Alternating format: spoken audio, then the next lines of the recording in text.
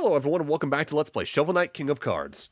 In the last video we continued through the first chunk of the game, and now we're in the Eerie Manor, which is the level where we need to deal with the Hall of Champions ghost we've seen in the other three campaigns up to this point.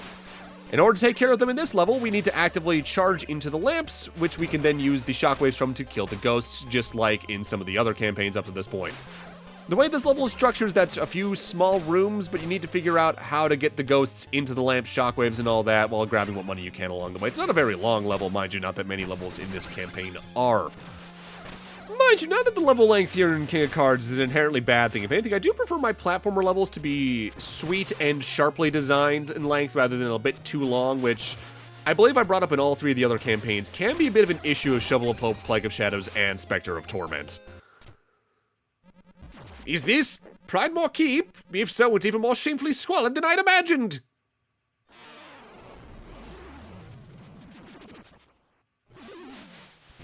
The big boss ghost returns, but this time we have 6 lanterns we can use to actually damage him. With that said, each hit only does half a pip of the health in the top right. As we deal damage, the boss's pattern will get a little more intense, and the lamps themselves actively start rotating around the room in ways where the timing for hitting it can get a little bit tight. What I try to do, it also leaves you very open to damage, is stay towards the middle of the 2 platforms in the screen and charge into a lamp or charge into a platform to then twirl up through one lamp into another on the bottom of the screen. The placement and movement here can be really weird to describe, though, so it's one of those bosses you do just kind of have to feel out. When it starts spawning in other ghosts, dodging those isn't too bad, but figuring out which ghost is actually the real one when it spawns in clones can also be a little weird.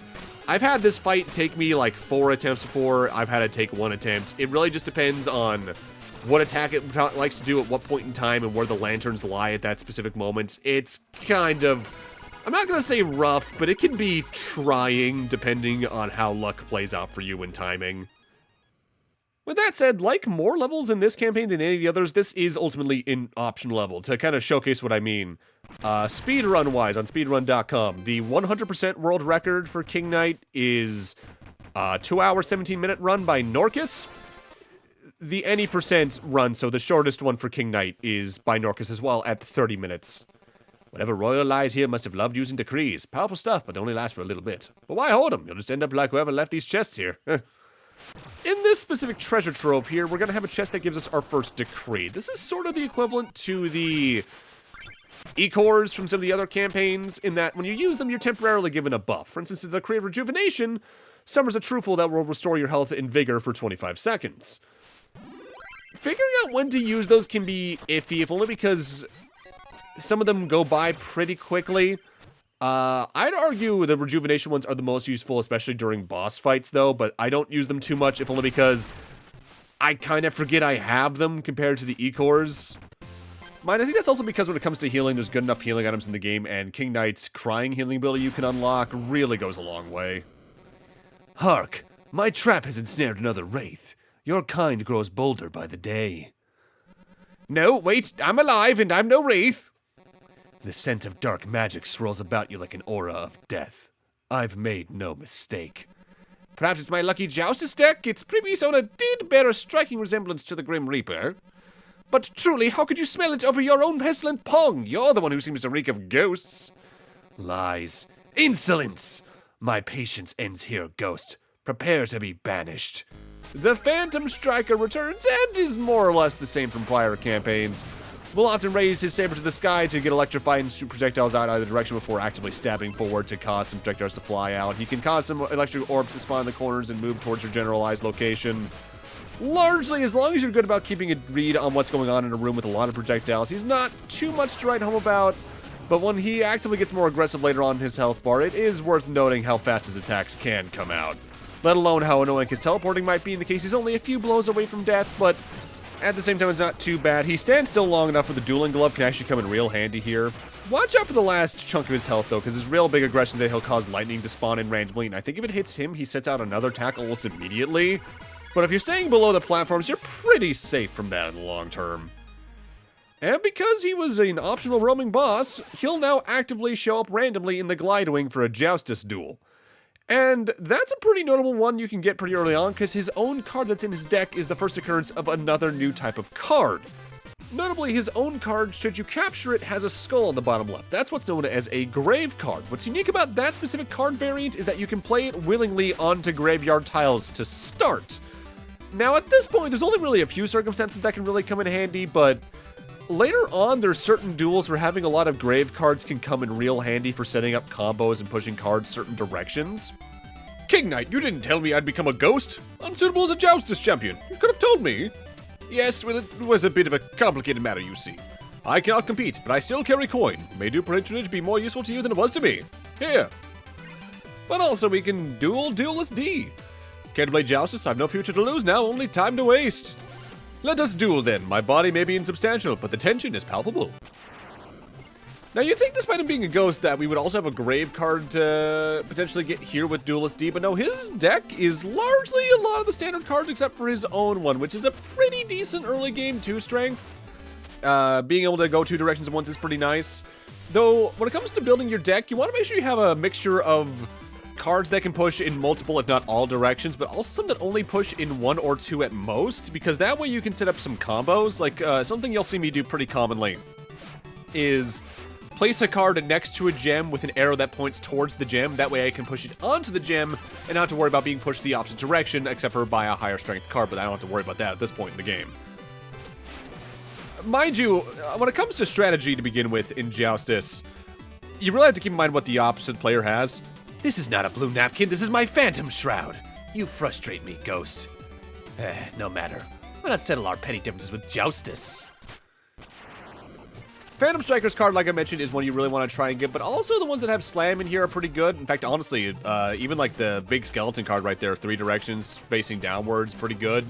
What's really tricky about this specific fight as well is that's one of the set encounter types where the 3 gems are all on graveyard squares. So a strategy he'll try to do is push one of his own cards onto his card, that way he can just take 2 potentially at once. Keeping an eye out for that specific combo can really give you a nice edge in that fight. Oh, must have been lost in thought there. What's up? Saw a new passenger come aboard. You see a lot of people come and go being a pilot. But your crew, that's steadfast. The Glidewing's my home, and I stick with my herd. In fact, I've stuck by Cooper ever since we was running from the town constable. Anyway, that's enough for now. Let's look to the horizon ahead. Indeed, in fact, it's a very gorgeous horizon. All the skyboxes they do for the Glidewing stuff is just gorgeous. So at this point, time for our next stage, Bounding Battlements. This being our first Pridemoor Keep level, though, if we go straight to the left, we can find the usual hidden secret where we can not only find the Hidden Yacht Club Games logo and some money, but also a chest that contains some money and another Decree of Rejuvenation. So, Bounding Battlements mechanic is springs. When you jump on them, you automatically enter a twirling state without ever having tackled into a wall. This means you can use them to also approach some already mid-air enemies pretty safely and gain some extra height from that, but what you really need to keep an eye out for when they actually make you time it on moving platforms, because accounting for that extra vertical height you're gonna have might throw some people off and cause you to careen into the bottomless death pit, so watch out for that. With that said, being ultimately Pridemoor Keep, while I'd argue it's probably the hardest set of stages here in the first chunk of the game, it's still relatively easy. Them throwing gold armors at you is probably the most dangerous thing, although gold armors aren't too bad to deal with King Knight, only because his charge will usually offset their shield after 1 or 2 tries, leaving them pretty in the open. That right there, I believe, is the Rat King is what that's called. That's just multiple of the propeller rats stacked on top of each other. What they'll do in some cases is that you can actively pogo on top of them multiple times to reach new heights. So keep that in mind if you're seeing a secret that looks like it might be slightly out of reach. But also, just barely hidden over here is our next secondary exit. In fact, I think this is technically meant to be the first one you see, given how more in the open it is compared to the other ones. Something worth noting about merit medals, by the way, is that whenever you're in a level that has 2 exits, usually 1 merit medal will be before the split, and then 1 merit medal each will be on either of the 2 ending paths. So if you think you're missing one on a stage that has 2 exits, keep an eye out for what those sections might be, because then you might be going, okay, I found the 2 on the split path, so it's gotta be before that, or, okay, I found 1 before the split path and on the alternate exit route, but not on the main exit route, so that gives me a chunk of level design it could be in. The alternate exit here wasn't too bad to grab. It's largely just a bunch of spring platforming over a bottomless pit. If anything, I do find the normal exit route here to be slightly more difficult, but again, it's only really slightly. Now, something I don't think I've actually directly talked about yet when it comes to what makes King Knight potentially a little more dangerous as a campaign is, in the other 3 campaigns, when you take a hit, you lose half a pip of health. And I think I maybe even stated the otherwise already for this one earlier. That's just because I was not really thinking. The thing is with King Knight, each heart is 1 hit. So we have 6 total health right now, not the usual 12 like you would in the other campaigns. Bosses still have the half pip system, as we've already seen. But King Knight is comparatively a lot more fragile, which I guess is meant to be more a joke about his ego, if anything, given how you can recover it by crying. But what you really want to keep an eye out for with that is how quickly bosses can attack, because with how short your invincibility frames are in the overall collection of Shovel Knight Treasure Trove, it's easy to take multiple hits really quickly if you're not making your distance immediately. Mind, that's more of a problem early on than it is in late game, because not only does your health more than double by end game if you get every health upgrade, but also, as you get further into the game, you start to understand what it wants more from you, so you understand how to dodge a little more carefully than you would in the other campaigns.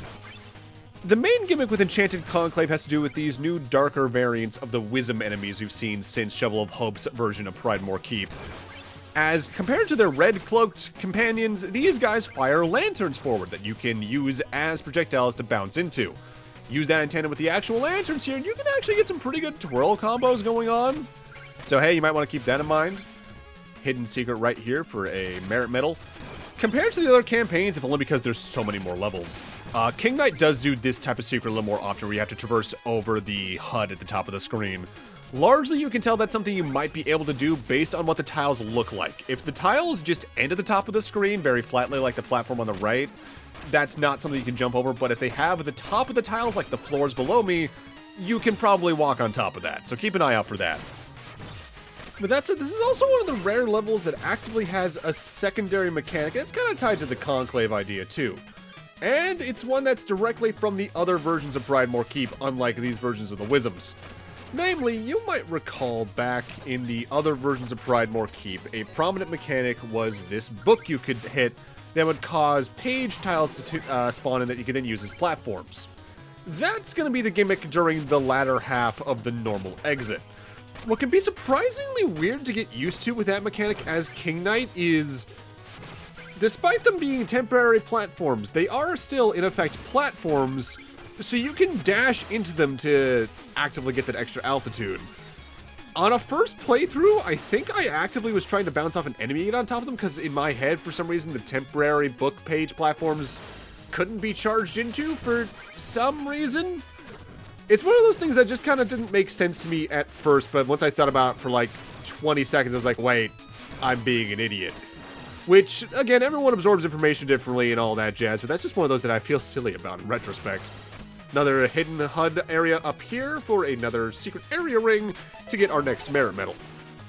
This is one that can be surprisingly lethal, if only because the timing of the movement of the lanterns is strict enough where if you're a little too high or a little too low on your charge attempt, you're probably just going to careen into the bottomless pit.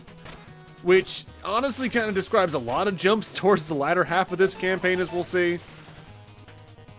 I think the mentality with some of the level design in this campaign was shorter, but we still have to make it as equally punishing as a normal length level is from the other campaigns, so even in a relatively short level, a death will not only send you back far enough that you feel it, but the gimmicks within and the level design within knows how quickly to push a mechanic up a difficulty curve to the point where maybe even 2 screens after you first get introduced to a mechanic, or at least 2 screens of the mechanic later more accurately, they're throwing some pretty intense variations on it at you, all things considered. And in some regards, having that kind of difficulty curve can be kind of refreshing, because in a way you could say it kind of feels like an expert mode version of Shovel Knight mechanics, but you could argue that was already kind of what Spectre Knight was to begin with. Welcome to a card chest. This is a secondary type of treasure trove map where there's chests that have mystery cards in them. What you get from these is completely random. You might get a really good card, like a tadpole. Honestly, that's pretty good for early on. You might get kind of an unremarkable one. It really just ends up to your luck. With that said, talking to an NPC in one of these will give you a set card that is much more useful overall. Yeah, flail armor's pretty good too, honestly. King Pridemoor, that you? Aye, vision isn't what it was, but I'm still watching your secret jousters cards. You must have me mistaken for a fool if you don't think I've noticed your hard work. Good job. Thank you, your highness. That's nice to hear. Take your special card. That's been a fetch it, didn't you? And for doing that, we get one of my favorite cards in the game, King Pridemoor's. 2 double strength arrows in a slam tile means that this is pretty good for clearing out a lot of cards in certain scenarios. Plus, it having 2 places you can get pushed from gives you ample opportunity to use it to aggressively towards pushing other cards or into gems. That one ends up staying in my deck for the rest of the game, really. Next sub-weapon stage is Turncoat Tower. Hello, sire. A moment of your time, if I may. I'm King Pridemoor's former advisor, Traitorous. I've lost faith in the doddering old fool, and I seek a new king. And you look every bit the part. To prove my devotion, I'll give you this pilfered heirloom. I'm sure King Pridemoor won't notice I stole it. Here, my liege, have a glimpse. Isn't it a beauty? Here we get the Turncoat. It's probably one of the more interesting heirlooms in the game. It's effectively a shield weapon from Mega Man. I'll await you across the ramparts. Know that this area's magic disables your shoulder bash. How the Turncoat works is that when you press the button and hold it down, you put a shield up. As enemies impact the shield with their projectiles or otherwise, you charge up a projectile. You can get it up to 3 times for a projectile that does upwards of 3 damage. Not only is its horizontal range just really good because it'll go all the way across the screen, but when fully charged up, it makes for a very wide projectile too vertically, so you can use this to even take down multiple enemies at once. Plus, it acting as a shield means you can be completely shielded from damage from hazards like the pouring down lava, as we've seen in this stage in the prior one, and several others. With that said, you can't walk while using the Turncoat. You can move, but you can only do very quick rolls in either direction that are limited in their range enough to the point where if you do it near a bottomless pit, you're probably going to go into it yourself, so be careful with that. There are certain boss fights that I don't even take very good advantage of this in that can really change the game if it's a projectile-based one. But then there's some where if you use this, you're not quite setting yourself up for death, but you're putting yourself into a longer battle, I would say, is the best way to put it. Good opportunity to showcase its power. 1. And if I had timed that right, that would have been 2 shots and that thing would have been dead. Out of all of King Knight's sub-weapons, this is probably the one I would most distinctly classify as crowd control in certain screens. And for that, it's worthy to have around on quick access. Well done, your majesty. My faith seems well placed in your wisdom. King Pridemoor is not to me now. I enjoy your way of thinking, Traitorous. Why don't you join my retinue? Your loyalty will be well rewarded. And thus we've once again recruited another NPC to the Glide Ring, although, given this one's general tone, I'm a little distrustful of him, but oh well. And because we've surpassed another 10 merit medals at this point, we're also going to have another limerick from the Bard. King Pridemoor, no surprise he's a justice judge. Mind like a steel trap, a heart of gold, and charming the boot. Why, thank you, Cooper. Let's see, what do you got for this time, Bard? Ahem. The fury of lions fear seas to the south, conspiring for years to combine in your mouth. Pridemoor is plagued yet by hoodlums and creeps, but it seems our cuisine has been playing for keeps. Mood on that one. I've been there several times.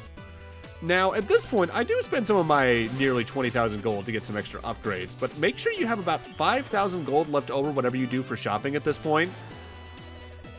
Take these gems. I looted Pridemoor's private vault before I left, and now his riches are yours. You only got 400? Damn. Next, we want to go talk to Gouache once more. Your portrait's nearing completion, my liege, but alas, I must purchase a special brush for fine details. I'll need 3,500 more gold for the final strokes. By the time I've got this painting made, I'll be a ghost. Are you made of molasses or what? He's trying his best. Look at him, he's just a little guy. As for why you want to have about 5,000 gold left over, it involves the only thing I've yet to collect actually back at the House of Joustus. So, like I was saying, me and Cooper go back a long time. We were barnstormers, real rebels. He was proper landed gentry, I, on the other hand, couldn't afford a salt lick. We both love flying, though. But then that feathered fool disappeared, and I kept on course. That's what I do. Anyway, that's enough for now. Let's look at the horizon ahead. I don't know why, I really like Doe's character design in specific. Something about him just is very soft in a way I enjoy. So now that we have 5,000 extra gold, I want to come back here to the House of Justice. And you may have noticed there was an NPC I didn't really talk to on our first trip here. The barmaid on the very bottom right of the main floor here. Bah hop, I'll have a generous goblet of your finest juice. To me, the future king of cards. Future king, you say? With your gleaming getup, I'd have expected you to toast the entire house with a round. Well, as a matter of fact, maybe I will. Yes, indeed. Juice on the house, the finest for everyone. To a new era of my triumph. Incredible. Generous goblets for everyone on behalf of our new philanthropist. A fee of 5,000 gold will of course be required for the consideration, sir. Here's the gold. Be still my heart, we have a new patron. To King Knight, 3 cheers for the king of this house.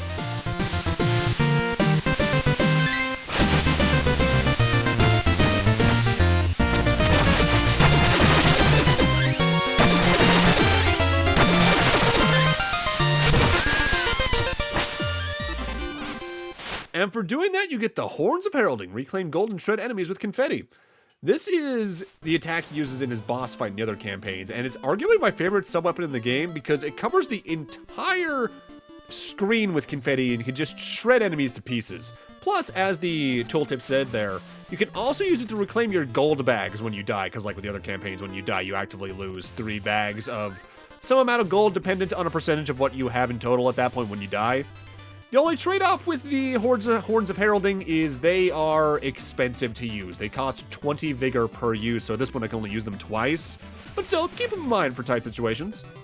I bet you'll never guess whose Joustus deck I stole. It was King Pridemoor's. Let's play.